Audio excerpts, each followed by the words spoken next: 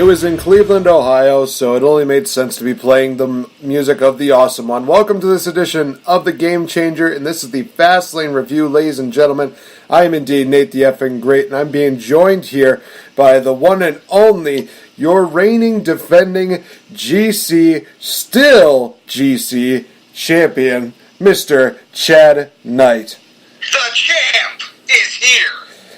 I mean, congratulations on another successful title defense, and now you got yourself... I think I've officially doubled the amount of time I've held the title now in these last 2 months over the rest of the time I've been doing this. So I'm happy. And I got a little cocky online this morning, and I think I'm going to pay for it. You might, because you did make the challenge. It was supposed to be you versus the one and only Mr. Frets at NXT TakeOver, but now you decided to involve the first King of Predictions guy, Mr. Nick Marvin, into it. So it's going to be a three-way matchup, a three-way prediction battle at NXT TakeOver, New York, you guys. And the winner of that will be taking on Taylor at WrestleMania the following night. So it's going to be quite the interesting series of events.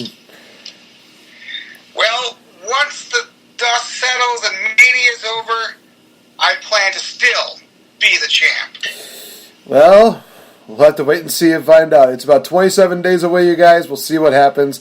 But we're not here to talk about WrestleMania just yet. We're here to talk about the one and only event that very few people really were excited for. And for the fifth time, we got it because WWE thinks that we need to do it again because reasons. That being Fastlane happened last night, live in Cleveland, Ohio.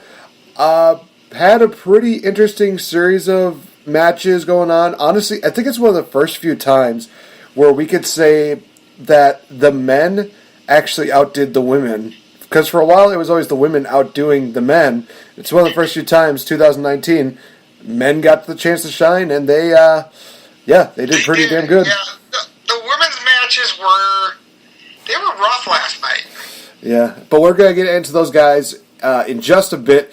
Let's first talk about the pre-show matchup. We had Rusev and Shinsuke Nakamura battling up against New Day's Big E and Xavier Woods. This was just kind of one of those random matches that was just kind of thrown together. Even Xavier Woods on social media, he went out and said, "Oh, I had to go on social media to find out that I actually had a match this Sunday." And that's that's quite the shades thrown at WWE. But at the same time, it's one of those things where it's like, wow, you really must do a great job of informing your employees that, hey, you're working this day. It's like, huh. So maybe some of the things that CM Punk said was not really far off, but that's a different discussion for a different day. I mean, but even though they had to find out on social media that they had this match, this was, for what it is, a really good match. I thought. No, I definitely do agree with that. Honestly, I was expecting it to be one of those things where, Big E and Xavier Woods would probably have to carry the tag team of Rusev and Shinsuke Nakamura, but no. Rusev and Nakamura, they held their own. They actually did a pretty good job of working together as a team. There was one spot in particular that I remember that just, Xavier Woods was doing a cannonball thing to the outside. Nakamura and Rusev catch him, and then they just drop him onto the ground. God, that was a stiff bump. My God. That was rough. We thought that Rusev was going to get the victory with a Magica kick on Big E, but nope, that didn't happen. Quite a few false finishes throughout the matchup, but it was the midnight hour that would help the New Day pick up the victory and reign the New Day victorious. Honestly, it was a pretty stellar matchup, like we said. Did I miss anything as far as, I don't know if you have your notes ready? No, not really. No, I thought it was a solid match, especially for a pre-game or a pre-show match. But the thing that really kind of threw me off was the fact that there was only one pre-show match. Well, it goes into a little bit of explaining why that happens a little bit later. Right, it does, but it's like I honestly was so hyped. I'm really glad that show match of Andrade versus Ray got pushed into the actual show in a different form, but still into the actual show. Because those two guys are so underrated. I mean, how do they rate, even though it's been changed, how did they rate a pre-show match? I know there's not much of a storyline behind what they're doing right now, but the matches are stellar every single time. No, I definitely do agree with that. That's one of those things that always just scratches my head, where it's just like, why did they put this on the pre-show? Because this was a good matchup. And trust me, there were a few matches on here that we will talk about that should have been on the pre-show to kind of... Right. But yeah, honestly, this matchup, I gave it a solid B. I thought it was actually pretty good. I thought the matching was very well paced, had some really good false finishes that really hyped up people and really got people very interested into the matchup. It was a fun little matchup. Nothing really was on the line, but it was one of those things where I thought, it's cool. Pride is always on the line. Pride. But yes, I agree with you. I gave it a solid B. I thought this was... considering that it was like a last-minute addition, within, 3-4 days before the show? Roughly, I thought they put together a really good match here, and you kind of knew the New Day was going to win. At least I did. Yeah. Nakamura, they misuse these two guys. Nakamura and Rusev, they're both fantastic in the ring, and somehow they've been relegated to that lower mid-card, and I don't know why, and hopefully that'll turn around, or they're going to lose two good wrestlers to a company that's going to use them. They're going to lose them to AEW. They're going to lose them to New Japan or something along that line. Nakamura's already said that he wants to go home once his contract is up, so maybe that's why he's lower mid-card at this point. Maybe not. I don't know. Yeah, well, we'll just have to wait and see what happens. Also, one little side note here that kind of popped out to me during this matchup, even during the build-up to this matchup, was the fact that Lana was still wearing that medical boot that she was wearing to nurse the injury from... Wasn't it 2 months ago?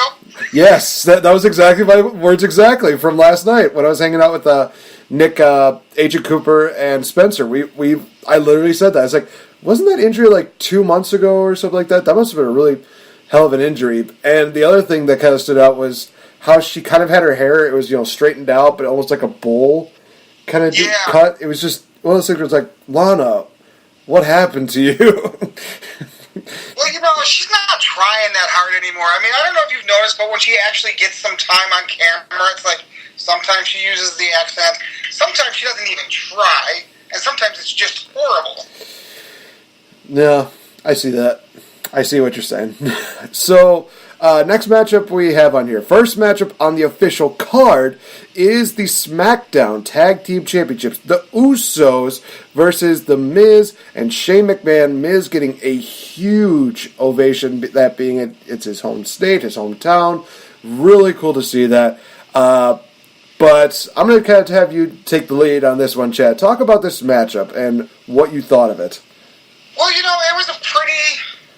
Miz came out, he opened up his jersey to show the hometown hero shirt, Cleveland is awesome in the Browns colors, and that whole thing to me was kind of like, okay, I get it, it's a cheap pop, they're in Cleveland, his dad is there, but it was just like, I have such a problem with the Cleveland Browns colors. They are so ugly. Not that the Packers, honestly, when you think about it, not that the Packers are that much better, but that brown and that orange is just bad. But anyway, that aside, it was a solid match. The Usos, there was a lot of, I think that one move, there was a lot of stuff going on in this match, as there always is with the Usos, because they move around pretty good. And, Shane, for being 48, whatever he is, can still wrestle. And The Miz, as much as I dislike The Miz's character, he's a decent performer. So, you put all that together, you have a good match. But it was Shane up on the top turnbuckle, getting ready to go. I'm thinking he's wanting to go coast to coast, and then you got one of the Usos up in another corner, and they both it was like a mid-air collision. It was amazing to watch. It looked like it hurt a ton, But I think that was the highlight move of the match. And honestly, the Usos, solid as always. I mean, just great work out of those guys. Great work out of Shane and Mizanin. And I think overall it was a really good match. But what really did it for me was the aftermatch. We've been waiting for that Shane turn, you know? We've been waiting for Shane to turn heel ever since, what was it, Saudi Arabia? The best in the world. You know, they've been kind of teasing the turn, and it was like, oh, it's going to come, and then, nope, they're a tag team, and then, oh, it's going to come, nope, they're still a tag team. And I thought it was kind of neat, and I think it was kind of almost, what's the word I'm looking for here, almost written in the stars that the split happened in front of his dad, because that's going to give Miz, you know, now he's going to have to fight Shane at Wrestlemania to make sure that his daddy still loves him. I mean, it's great storyline stuff, but that beatdown that Shane gave the Miz looked brutal. Now, granted, I know, we all know it's wrestling, but it looked brutal. And his dad can't act a lick. Oh my God, did you see his dad's face at some point? He was just kind of like, my kid's getting beat. You know? Kind of stellar, yeah, I get what you're saying. But, you know, that beatdown, it looked brutal, and it felt like it lasted forever. And I think it was Corey Graves. No, it was, who's the other guy? Michael Cole? What? No, not Cole, the other one. Why can't I think of his name? Let's see, Byron Saxton, Tom Phillips. Byron Saxton, Tom Phillips. Byron Saxton, that's right. He goes, I'm kind of getting sick watching this. And I'm like, I mean, not that blood, you know, it wasn't that bad, but it was the way he said it and where he said it. It was just kind of like, all of a sudden you're like, oh my God, this has been going on for some time. Because I don't know, what do you think? That beatdown lasts 5 minutes? Roughly, it was quite the beatdown, and of course, you know, it was one of the things, like you said, it was definitely written in the stars. It did feel organic. It felt like one of those things where, you know, Miz and Shane, they lost the tag team titles, and now it's one of those things where Shane can make his case, where he says, you know, I didn't want to be a team in this in the first place, so I just did what I thought was naturally the right thing to do, and that's cut the ties with the Miz permanently. So, you know, that was kind of one of those things where I even called it on the prediction show I had with Taylor, where I said that, you know, Miz was going to take the pin and Shane is going to blame the Miz for it. And one of those things was that I was totally right, and I'm glad that it happened. A lot of people were hoping that it would be Miz turning heel, but for me, it's like there is still some good to have Miz be a babyface. You just gotta tweak him just a little bit. Maybe only turn him into a tweener or something like that. Just tweak a couple things, and you got a really good babyface in the Miz. Yes, he's a tremendous heel, but there's so many things where I'm like, he could be still a really good babyface. You just gotta not make him into this little daddy's boy deal, and he would be amazing. I'm not trying to say, you know, anything against, you know, George Mizanin. No. No, not at all. George Mizanin is the man, and honestly, like I said, dream matchup that I want to see is Miz and George Mizanin versus Shane and Vince McMahon at WrestleMania. Let this be the thing. Let the company... But yeah, that would be amazing. Put the company on the line, let George Mizanin run it for like a month, and just see what happens. Oh, man, then Miz gets to be... Let's go back to the Attitude Era, man. Back when Stone Cold took over the company. Oh, God. Miz would be the WWE champion, just fucking... Oh, my God. But you know, the thing that I found really interesting is I also predicted that Shane would turn on The Miz in my prediction sheet. So, you know, it was written in the stars, because if it was more than just me that saw that coming, you know, it was there, so... Exactly. I gave it a solid beat. Another really good tag team matchup to kind of continue the flow, the momentum of the show. I'm glad that this is going to be over now. Now that Usos can move on to something bigger and better. I have an idea on who it might be, but at the same time, I don't want to spoil it too much. We'll find out on Tuesday what's next for the Uso Penitentiary, other than, you know, squaring up to a police officer and getting rewarded with a tag team title run. Right? Yeah, I mean, I'm a fan of the Usos, but at that point, I'm like, they still put the titles on them? And I suppose it's for the bigger story, but still, it was like, I I didn't agree with that, but you know what? I also gave this match a solid B, so yeah. We can move on to the next one. Do we have to? Oh, man. This felt Let's make it quick, because it was painful. Yeah. We had Asuka defending her SmackDown Women's title against Mandy Rose with Sonya Deville at ringside. Let's just say this, that there have been people that have definitely been saying that, Mandy and Sonya, they both have been getting better. I am more in favor of Sonya than Mandy, and last night was a perfect example as to why. Because there were so many spots during this where there was just a botch after botch after botch after botch. And the finish was just the crappy cream on the cake that is shit.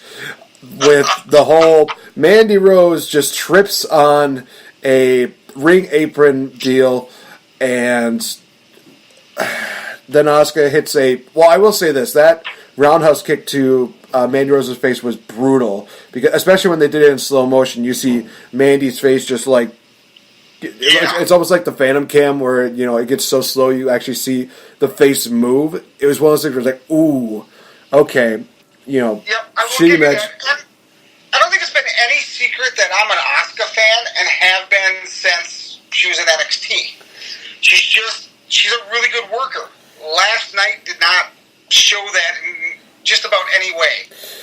It just was bad. I give this a D. This was bad. We went from a B to a D really fast. This is not good. And maybe this is the fact that I'm an Asuka mark. I gave it a C. Okay. No, it's fair. That's fair. Okay, well, then we'll get into the fact that this was just stupid. So during the pre-show, Kofi Kingston was talked to by this random dude, just says, hey, the McMahons would like to talk to you about the WWE Championship match. And lo and behold, about maybe a half hour later, we see Kofi Kingston outside Vince McMahon's office. Big E and Xavier Woods, they bust the door in for him, telling Vince, hey, you should be making that match a triple threat. Kofi should be in it. And Vince just says, well, all right, you're right. That match is now going to be a triple threat. And your match, Kofi, is next. You guys are barred from ringside. And, of course, we're all thinking, oh, my God, we're getting the WWE title matchup. Oh, my God, yes, we're getting Kofi Kingston into the title matchup. In which we see Kofi Kingston come out. And then the announcer announces, ladies and gentlemen, the WWE title matchup will take place later on tonight. And it's like, what? Oh, crap. And then they said, well, now this is going to be a handicap match. Well, who the hell are they going to get? The Bar. So, wasting Kofi Kingston, wasting Sheamus and Cesaro, but I understand why. They're trying to make Kofi Kingston into this underdog story. They're trying to make it so that, Vince McMahon is not showing faith in Kofi Kingston. He's been doing that with a lot of people as of late. He did that to Becky. He's done that to Kofi. He's kind of the guy who literally will say, like, oh, I believe that the people make this thing. I believe that people should have the authority, and blah, blah, blah, blah. What does he do? He goes into his authoritative figure and just like, lols, nope, don't care what you think, giant middle finger. Yeah, and actually, I sent you a message last night about that. The fact that Vince turned heel so hard, I love it. I loved the Vince character from the Attitude Era. That real just horrible, evil, badass dude. That was the McMahon I liked. Now, the good Vince, sure, there's some fun with that, and just the Vince being Vince kind of thing is kind of neat, but when he goes that hard, that quickly, I hope it sticks around. I hope it's not just like, oh, I did it at the pay-per-view, to build this storyline, but now I'm going to be back to be the nice guy that's like, oh, you guys have the authority, and you tell us what you want, and I like the way they're playing out this thing with Becky and this thing with Kofi right now. I kind of wish the storylines didn't merge the way they are. I mean, because they're being done at the same time.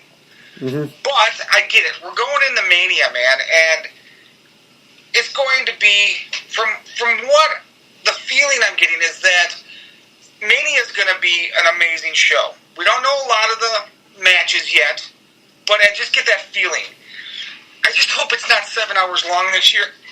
Well, I would definitely not count your chickens before they hatch, because it probably will be, but we'll see. We'll see. Right. So I gave this match or the Kofi beatdown by the bar, if you want to call it a match, I gave it a D-. I thought it was horribly...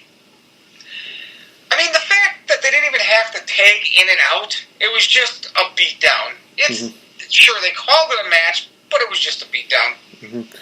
No, you get no argument from me. I'll agree with the D-. It was just one of those things where it's like, this didn't need to happen. This was just really weird that they decided to just throw this match together. And, even when they had, Big E and Xavier Woods come out, they had Rusev and Nakamura block them off at the pass, and all it was just one of those things where it's like, oh, hey, they're going to try and help. Nope, you got people doing this. Oh, nope, Bar's still going to win. Really didn't serve nothing. But with every dark cloud, there is a silver lining, which goes into this next matchup. We have the triple threat tag team match for the Raw tag team titles. Revival defending against Aleister Black and Ricochet, and taking on Chad Gable and Bobby Roode. Whoo, boy, howdy. I might need a minute to actually gather my notes and gather myself when it comes to this matchup. Please, Chad, take it away with your thoughts on this matchup. I thought it was okay. I wasn't... Obviously, you thought it was amazing. And there were some points that were absolutely amazing. I love watching Ricochet and Black as a tag team. I kind of knew they weren't going to get the titles, but... where it went with Roode and Gable and Revival, who knows? Because they're both kind of treated as, like, mid-card at best, you know what I mean? Yeah. And sure, the Revival has the belts on them, but I think they're just holding them until Mania. I don't know who's going to go up for them at Mania. Kind of hoping it's Ricochet and Black, but I doubt it. And I just think, I don't know, it was a well-worked match. There were some great spots. There was... Black hit the Black Mass, and then he got, everybody kind of got their signature move in there. The Black Mass is an amazing, it's from standing still to kicking somebody in the face, like, instantly. I am absolutely, I love Black. I think he's amazing. I think he'd be great in a tag team, but I really think he needs to be out on his own. It's just the type of character he has. Roode and Gable. Chad Gable he's a good worker. He's a good, wrestler, but he's got no character. His character is just, I don't know what it is. Now he's like, do you remember back in the day when Ric Flair was wrestling in WCW and Robinson, I can't remember his first name, the referee, did his hair and he became the Little Nate. Yes. That's kind of what Gable is doing with Roode. He's becoming like the little, glorious one. So, I don't know. I think they need to repackage that group, either the group as a whole or split it up. Because when Roode is a heel, let him go. I mean, as a solo, as a heel, I think he'd be great. But in the end, Revival pinned Chad Gable. I think it was Dawson pinned Gable in the end. And basically what it came down to is there was nobody left in the ring except those two, and he pinned them. I mean, it was in the middle of the ring. It was not in any way contested. So it was a nice, clean win. The Revival, I like the Revival. I think they're a great tag team. I think they're being misused on the main roster. But I say that about so many different wrestlers on every one of these that we do. But the Revival wins. I gave it a solid. I gave it a C+. I thought it was a good, journeyman match. There was nothing wrong with it. I just don't. It didn't thrill me the way that. Even reading online today, a lot of people seem to be thrilled by it, and it just didn't do that for me. Fair enough. I think we had a lot of different variables in this matchup. We had the rough and tough style of Revival, the new style of Black and Ricochet, the technical style of Chad Gable, and then there's Bobby Roode being Bobby Roode, which is glorious. I don't care what anybody says. I still think that he should be a world champion. Fight me on it. I dare you. He should be a world champion, but he should be a world champion as a heel. Yep, heel Bobby Roode. With him right now, I don't know if he's heel or face or what he is, but they're doing it wrong. Well, we'll find out probably a little more. We'll probably find out a little more tonight. We got Raw going on tonight, so it'll be interesting to see what happens. But probably by the time I get this posted up, it'll be after Raw. But either way, I'm going to get this thing posted up today. So for this matchup, I do love the fact that we have difference of opinions on this. You have your opinion on it. I gave this one a solid A. I loved the way that this match flowed. I loved the high-flying deals that Ricochet could do. They had some great moments with, all the tag teams. It just worked out very well. It was one of those matches that I was going to say was match of the night. But then this happened, and I'm like, okay, this was cool.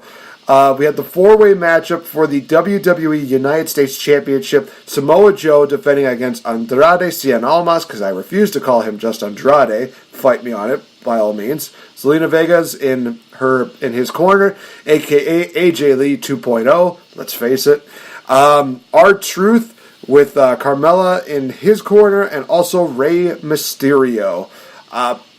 So this matchup was honestly really, really good, and it was another one of those matches that I thought, okay, this did not have the right to be as good as it was. And it's one of the few times where we see the U.S. title match actually shining on a pay-per-view, because a lot of times when people see United States title, it's just like, whatever, it's just real, it's there. But no, we had a lot of great storytelling, again, by Andrade and Rey Mysterio, who are finally on the main card, which is great. Samoa Joe, who's just pulling off this rough and tough deal. And then you have R-Truth, who is indeed the entertainment part of it. I honestly love the fact that he won the U.S. title. I love the fact that he's also doing these deals where he's copying John Cena, saying, hey, I'm going to be like, my role model for the U.S. Championship, and that being John Cena. He did a few of the 5 moves of doom. He did the shoulder block, the sit-out powerbomb, the 5-knuckle shuffle. Just awesome to see that. He hit a nice corkscrew axe kick to Andrade. Rey Mysterio, Andrade, again, just pulling off a really good matchup. Samoa Joe get hit with a 619, and we thought we were going to see the splash from Rey Mysterio, but Joe got out of the way, locks in the coquina clutch. Rey Mysterio went night-night, and Samoa Joe is still the United States champion. Some people might consider this a downgrade. I think that this is still an upgrade from what Samoa Joe was doing beforehand. He's holding a belt. It's kind of a prototype for him. If he holds on to this and puts on these matches more, we could see him as a world champion by the end of the year. That's just my opinion on it. But, Chad, your thoughts on this 4-way match for the U.S. title? Okay, the first thing that, and I don't know if this bothers anybody else, but Andrade with his Eddie stuff when he's face to face with Ray, it bothers me. Being an Eddie fan, being a Ray fan, and I'm sure that whoever needed to sign off on it, whether it was his wife or whether it was Ray or whoever, I'm sure they signed off on it. I'm sure that he's not just doing this on the whim, and that there's a reason for it, maybe, but it kind of drives me up a wall. I've been watching wrestling since the early '80s, so I've seen a lot of people come and go in this business, and that bothers me. But aside from that, it was a great match. I love Joe where he's at right now. You're right. I think by the end of the year, he could very well be the WWE champion, or the Universal champion, because there's all this talk about this brand split going away. So that would make it a little easier for them to go one way or the other. They could put him wherever they want him. R-Truth, I've always been a fan of R-Truth. I think he is a comic gimmick. There's no two ways about it. The dance breaks and the whole thing with Carmella, but he's always been kind of that goofy gimmick, and that's fine. He can still wrestle. Ray, big Ray fan, have been for years. I think the match went really well. I don't know. I thought this was a really good match. I'm not going to call it the match of the night. For me, that's still coming. Okay. But it is definitely up there. I give this one a B+. Okay. And I gave this one an A+. Like I said, I really enjoyed it. And so this is your match of the night? This is my match of the night, yes. Okay. And then we go from one of the matches of the nights to probably one of the least worst. Oh, Jesus. So we Women did not. They just did not last night. So we have the WWE Women's Tag Team Championship. We had the Boston Hug Connection. Gee, I wonder what that reminds me of. Certainly not something about, rocks and socks and stuff like that, and, that kind of deal. There's obviously no copyright deal with that. They couldn't possibly be going for that. No. So they take on the team of Nia Jax and Tamina. This was just another train wreck of just really... It was. I heard a nickname for Tamina and Nia when I was listening to something online today. The Samoan Slaughterhouse. Which normally I would agree with, but this match, no. It was bad. I didn't buy 1 second of this match. Did you? Up until the bell rang, I was like, okay, this could be a really good matchup. They've actually been doing really good promoting this. And then, as soon as the bell rung, I'm just like, okay, let's see what happens. First few minutes, I'm checked out. And then we had a couple botches here and there, mainly done by Nia Jax, where they were doing like that double team. Samoan drop. Yeah, the double team Samoan drop, which was just horrible. Sasha Banks fell on her butt after doing a flip. Tamina did a spot where I think Sasha was doing like a crossbody on Nia and Tamina. She fell down, and Nia was still standing. So it was kind of one of those things where it's like, what just happened? Then we have the whole deal where Nia goes for the power bomb. Bayley rolls it into a Hurricane Rana pin for the victory. This sucked. This literally sucked. The first defense of these titles, and we get that. And after the match that they all put on to crown the champions, which was stellar, and then we get this. Yeah, I gave this one I'm giving it a D-. Again, it was just not that good. I'm right there with you. I didn't quite go that mean. I went with a D. So, all right. But yeah, it was not good. Yeah. Not good at all. But I will say this: it wasn't a total loss because after the match ended, we had Nia and Tamina beating up the tag team champions. Beth Phoenix, who was at ringside doing commentary, she actually got a little bit into the face of Tamina. They had a little bit of a stare down. They had a little jaw jack between the two of them. And then the woman from the Game of Jabrones, shout out to Edge and Christian show that totally reeks of awesomeness, she basically lays out Tamina. Nia Jax attacks Beth Phoenix. They are starting to beat down on the Hall of Famer until Natty comes out. She tries to even the odds, but they attack Natty. They take him down. And all I was thinking in my head and all I screamed at the TV was, you're kidding me. We're getting the Divas of Doom again. I'm okay with this. I want this. Book this, WWE. Just give me this matchup. Let this happen.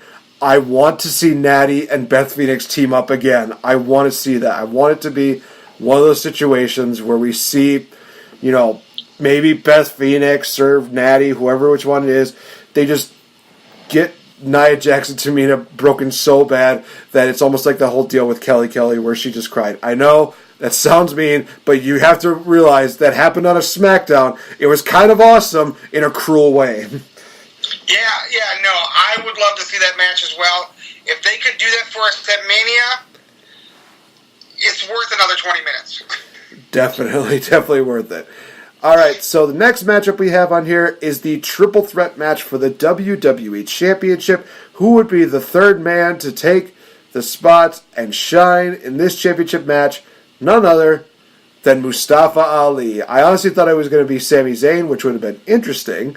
But then I thought to myself, wait, nope. Mustafa Ali got involved in SmackDown, so I think he's going to be the one that does it. Mustafa. I was actually thinking when they did the two entrances, and I'm like, is this going to be one of those nights where Vince is like, now Kofi, go wrestle again? Oh my God, that would have been even better. For a split second, I thought that's what it was going to be, and then of course the music hit, and I'm like, I'm okay with this. I was okay with Mustafa being in there. you were okay with this, but the people in Cleveland, Ohio were obviously not that good about it. Not at all. I basically described this as Mustafa Ali suffering from what happened to Rey Mysterio years ago in the Royal Rumble, where he was the number 30 entrant. Everybody was thinking, oh, it's going to be Daniel Bryan. 30 entrant comes out, Booyaka, Booyaka. People are just like, what? They boo Rey Mysterio, even though he's a babyface.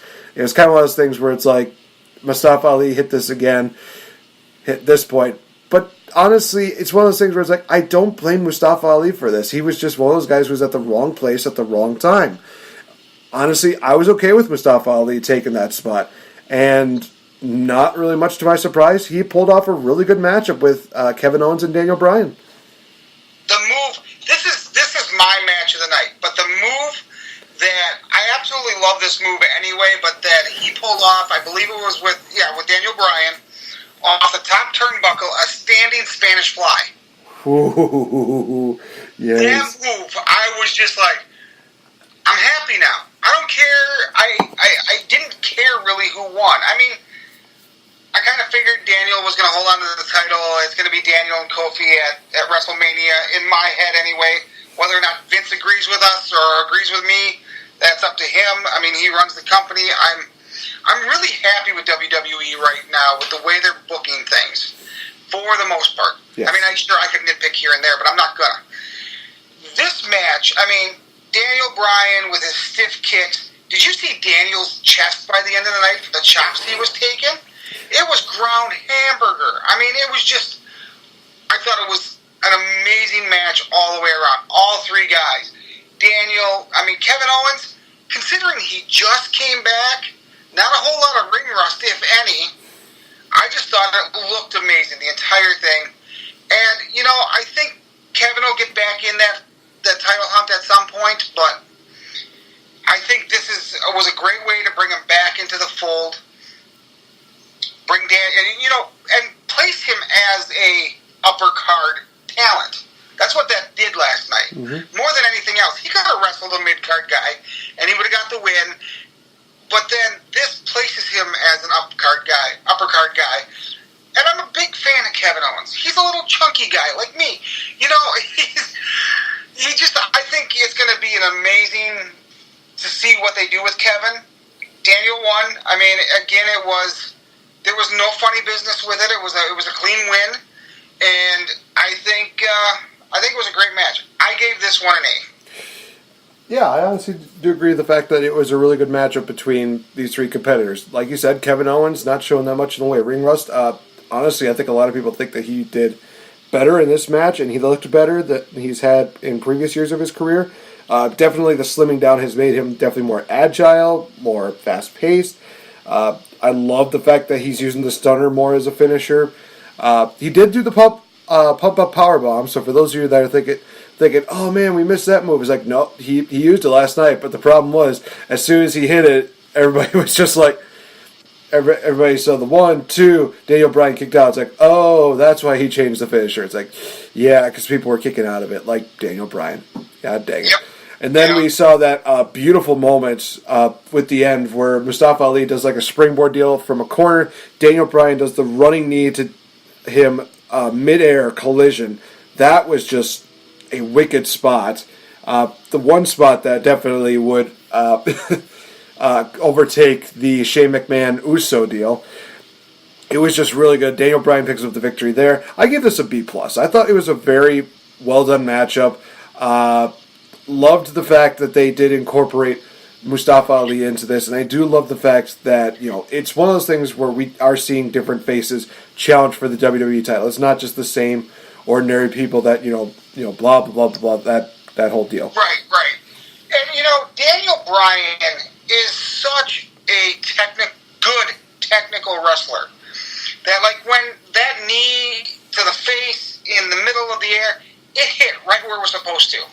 I mean, I saw things last night that didn't hit the way they should have, but he is so good and he's so precise in what he does that even though he's a heel and I really don't like his gimmick right now, I will always be a Daniel Bryan fan. Just because of that fact. Definitely, definitely. All right, next matchup we have on here is Charlotte Flair taking on Becky Lynch for Becky Lynch's right to compete for the Raw Women's Championship, which makes a lot of sense considering she won the Royal Rumble. Well, just you fancy that. I guess the Royal Rumble victory means absolutely nothing for the women. If you're the men, hey, you get to challenge whoever you want. That's why we got Brock and Les and Rollins at WrestleMania. So I want to say this. This was a bittersweet matchup for me because it was bitter because I didn't like the matchup that much, especially the finish, because it was just one of those things where it's like, well, that was just painfully obvious. But I love this match because I literally have... oh my gosh. So basically, quick little backstory here. I won $5 from Spencer because I outwitted him when it came to a takeover event that basically happened. And then they were saying, like, no, Becky Lynch is going to last 5 minutes in this matchup. She's not going to last 5 minutes in this matchup. I said, I will bet you that she does. And basically, I made the bet that if Spencer won, I would take away the $5 deal. He would owe me nothing. If she survives the 5 minutes, he owes me $10. We shook on it, and I had a timer on me ready to go. Almost like when Bill Goldberg and Kevin Owens fought up at Fastlane. And I'm just counting down the minutes. Even gave him like an extra 15 seconds just because of the fact that they just started off just kind of standing there when they were just saying like, no, the match should really start when they lock up or when they do blah blah blah blah blah. It's like, all right, fine, that's fine. I'll still give you the extra 15. How long did the match last? 8 minutes and 45 seconds. And what's funnier about this is that I would have made a bet with him saying, hey, I bet you she'll last more than 10 minutes. And he did not take me up on that. As soon as we find out what happened, he's just like, damn it, I should have taken the bet. It's like, yep, but you didn't, buddy. You still owe me money. The match itself was nothing really too noteworthy. This is probably the worst of the series of matches that Becky Lynch and Charlotte Flair have had. And that's saying a lot throughout their entire career. Basically, Charlotte worked on the leg. Becky Lynch had a arm breaker. Her arm bar in a couple times, but it was just, again, so much that they could do with Becky Lynch. I think she's still a bit injured, if I'm not mistaken, but it's just one of those things where it's like, well, this is just going to be a bit of a train wreck, and it kind of was. As soon as Charlotte locked in the figure 4, I think she was going to try and go for the figure 8, then out comes Ronda Rousey. She comes in, punches Becky Lynch in the face. Of course, the referee just yells, takes way too long with this by saying, what are you doing? What are you doing? Why are you doing this? Why are you doing this? And then finally it's like, okay, fine, now I'll ring the bell. And it's one of those things where it's like, okay, that's kind of cheap that they're taking like a minute just for the referee to say, what are you doing? What are you doing? What are you doing? Come on. I have referees in Wisconsin that are smarter than that, dude. That just sucks. So finally, yep, Becky Lynch wins by disqualification. She gets her right to fight at WrestleMania, and it's one of those things where it's like, okay, storyline-wise, it makes sense, but this match was just stupid. It should have been Charlotte earning the spot, not Becky Lynch. That is just my unbiased opinion. It's one of those things where, she won the Royal Rumble. Asuka didn't have to do that last year, but somehow Becky had to do it just because Vince McMahon's got an overinflated ego. It's just whatever. I gave this one... this was the failing matchup for me. I gave it a solid F. It was not that good at all. It's not really memorable. It's not one of those things that got me hyped. It's just one of those things where it's like, okay, this was predictable. Hey, Ronda's out. I wonder what she's going to do. Predictable. Go figure. So this was just bad. Yeah, you pretty much covered all the high points. I don't have a whole lot to say. I am a huge Becky fan, and I was bored by this match. And it wasn't good, and I'm glad it only lasted 8 minutes. I mean, it was bad. I gave it a D-. All right. So one thing that definitely should be noteworthy during this is that there were 3 segments in which Elias came out, sang a song, bashing Cleveland. There's some people that were saying that they're over the whole Elias thing, to which I reply, asterisk, gasp, asterisk. So it's one of those things where it's like, how dare you? I should have used the Groot gasp, because that would have been even funnier. But basically, Elias, after the third time, He's about ready to leave. Then Lacey Evans comes out, which brings up a really funny tweet that I made last night, and I think it's still one of my favorite tweets from the event. I basically said 1 out of 4 people care about Lacey Evans and what she's doing right now. Spencer Hart, Nick Marvin, Max Beatty are those people that do not care. Hashtag salty bitches. And basically what happened after this is that Lacey Evans came out, then she went to the back, Elias is distracted, RKO out of nowhere, and then AJ Styles came in, hit the phenomenal forearm on Randy Orton. So this is one of those things where it's like, okay, we're confirming now they're doing Orton versus Styles at WrestleMania. I guess this was kind of like the nail in the coffin of that matchup. And honestly, I'm okay with that because I've been wanting to see Randy Orton versus AJ Styles, fight for a while. They had like a one-match deal a couple years ago for WrestleMania title shots, and it was still a really good matchup. And honestly, it's one of those things where it's like, okay, now we're getting Randy Orton versus AJ Styles in a proper feud. The sky's the limit probably when it comes to these two. I'm looking forward to seeing what happens. Yeah, I mean, Randy Orton, I've been an Orton mark forever. I love him as a heel. As a babyface, they don't let him talk. But what he's right now, he's not really either. He's just kind of like Randy, And I cannot wait to see that match. AJ is a phenomenal performer. Orton is a phenomenal performer. And I think it's going to be one of the matches at Mania, if it's at Mania. I mean, we don't officially know yet. That's true. If it's at Mania, it will be one of the matches of the night, guaranteed. I definitely agree with that. Before we get into the main event, you guys, definitely want to do a shout out to a friend of mine, Miss Kate Murphy, who apparently had her ovaries explode again because of the excitement of wrestling. So, R.I.P. Kate Murphy's ovaries. Oh, I will have the closet of ovaries ready for you when you need them. Everybody that is on Twitter will know that joke, so by all means, if you don't get it, go check out Twitter. You'll understand what I'm talking about. But we're getting into the main event, which is a 6-man tag team matchup, the final hoorah of the Shield, as they take on what I like to call them, Drew's crew. It's Drew McIntyre, Bobby Lashley, Baron Corbin. And I said before, it's one of those things where, Drew McIntyre, he's kind of the workhorse of the deal. Bobby Lashley, he does a little bit. Baron Corbin, meh. I mean, NXT Baron Corbin, forget about it. That's an awesome dude. But this nowadays, Baron Corbin is just like, eh. Match itself, pretty good way to have the Shield kind of leave. I would not say that this is the best match for them to kind of, close the chapter of the Shield. I think that they could have done it a bit better. I mean, if they would have done, Shields versus Wyatts one more time, oh my God, that would be amazing. I wish that was the deal. But this was still a pretty good match for the moments that I remember. No, I was not drunk. It was just that some points I was just kind of like, and then there were other points where it's like, oh, okay. Like Dean and Seth taking Drew and Bobby to the outside. They're fighting amongst the crowd. Roman Reigns and Baron Corbin kind of got in on it. I did like the point where Baron Corbin was able to hit the deep 6 on Roman Reigns. That was a really good spot. They hit the triple power bomb on Drew McIntyre through an announce table. They took out Lashley, and then they hit a triple power bomb on Baron Corbin for the 1-2-3 Shield. Get their victory for the final chapter, and they're actually going to kick off Raw talking about this being their final chapter, this being their final hoorah. So right now, we'll see what happens. Your thoughts on this match?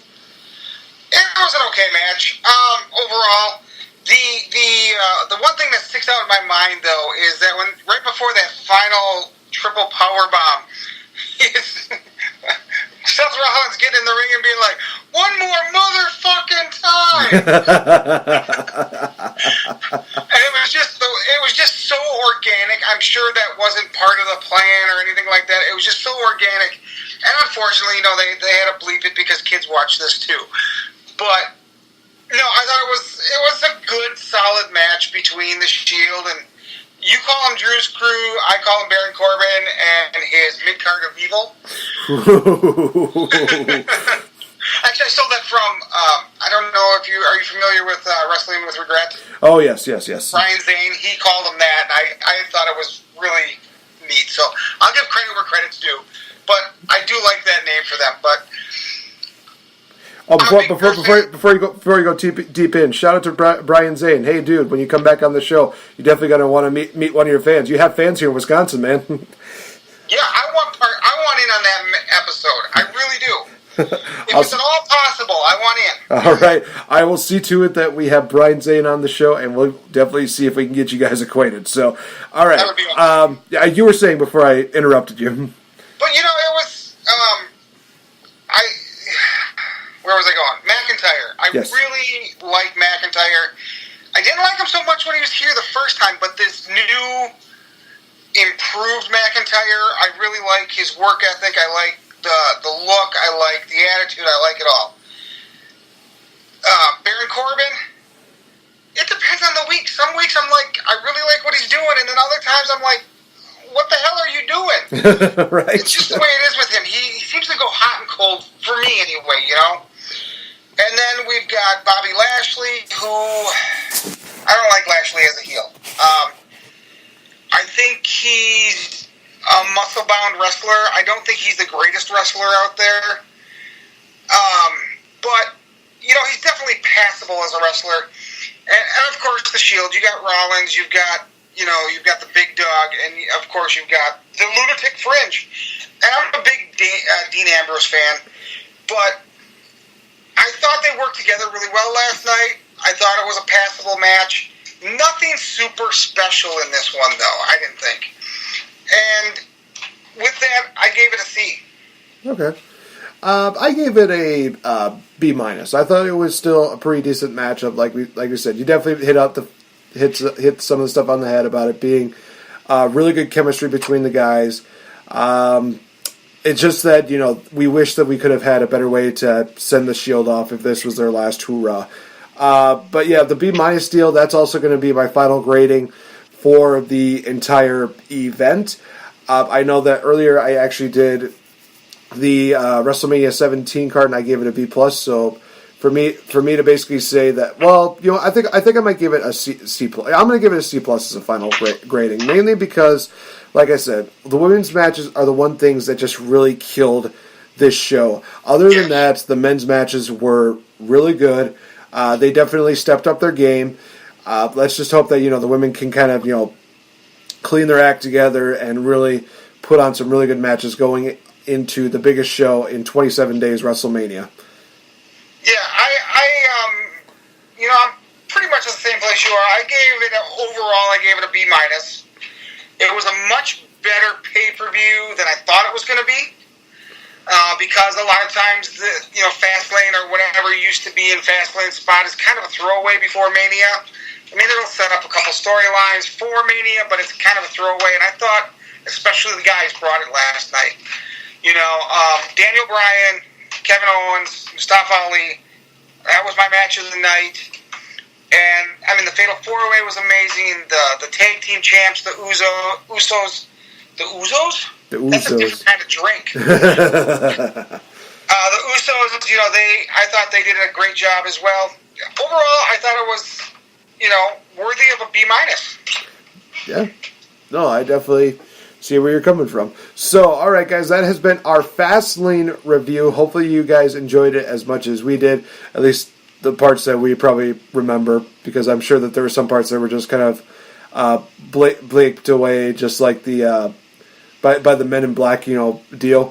Just push the deal, push the button in. There's some things about the neuralizer, basically just taking off a couple things that we just do not want to remember about Fastlane. But overall, this was probably one of the better Fastlane events. So, with that being said, we'll wrap up this edition of the Game Changer. But before we do that, Chad, there is another podcast that I believe that you're a part of that people can actually listen into. Why don't you tell them about that?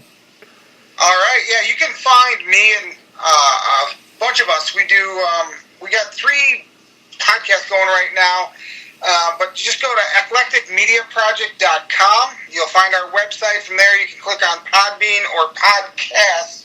either one of them will get you to our podcast that we're currently working on, and none of them are wrestling based. So one is music based, one is knowledge based, and one is like a news show almost. So there's different variety, different things for you to look at. But yeah, eclecticmediaproject.com, and that's where you'll find us. All right, sweet. And guys, you know where to give us a like on our Facebook fan page. You know how to follow me on Twitter. You know that we are available on YouTube, SoundCloud, iHeartRadio, Spotify, as well as right here on Spreaker.com. Thank you guys so much for listening in. Thank you, Chad, for your time. And it's always fun doing these reviews with you and getting your insight on them. So for Chad and I've been Nate the Effing Great. We will see you guys later. And it's finally time for us to get excited for the show of shows, the grandest stage of them all, WrestleMania. Bye-bye.